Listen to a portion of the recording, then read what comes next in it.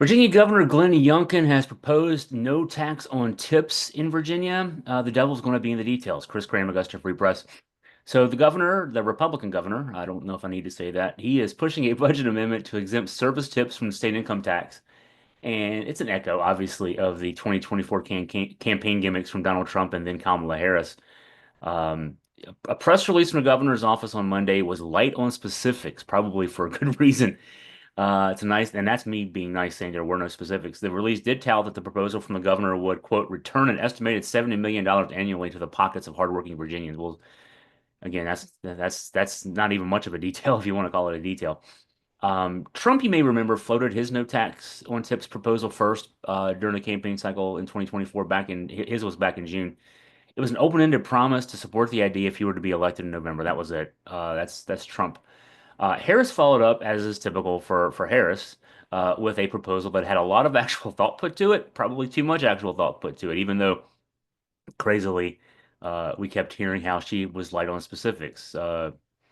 Vis-a-vis Trump, that's just absolutely ridiculous. But in any case, her no tax on tips proposal included proviso to ensure that high wage earners, like for example, hedge fund managers, lawyers, people like that wouldn't be able to restructure their compensation as quote tips unquote to try to take advantage.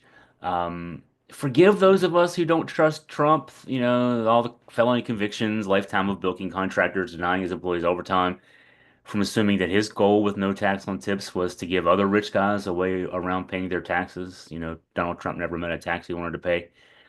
And then you have to forgive me for not assuming the same amount of Youngkin. Guy's got a net worth of $440 million. He represents rich people more than he represents us. Here's a quote from Youngkin. By removing tips from taxable income, it will directly increase the take-home pay of hundreds of thousands of Virginians and give them more buying power, which in turn will improve financial stability, stimulate local economies, and honor the value of their hard work. Hundreds of thousands is not going to be accurate.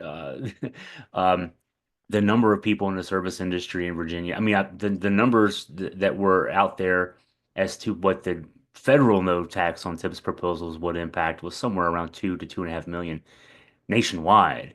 Let's put Virginia more in the high tens of thousands, perhaps. It's people.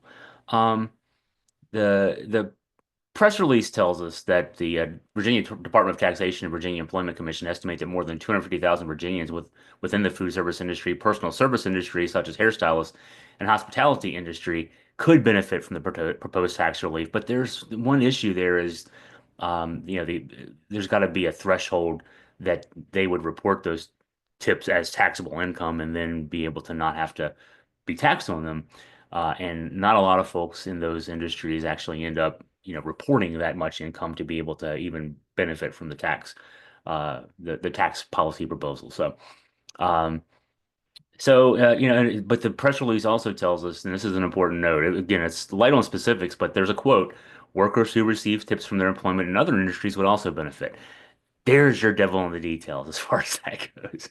Hey, it's Chris Graham here. If you with Augusta Free Press, if you want more information on this, go to AugustaFreePress.com. And if you have anything for me in terms of a news tip, a comment to share, anything like that, drop me a line at chris@AugustaFreePress.com.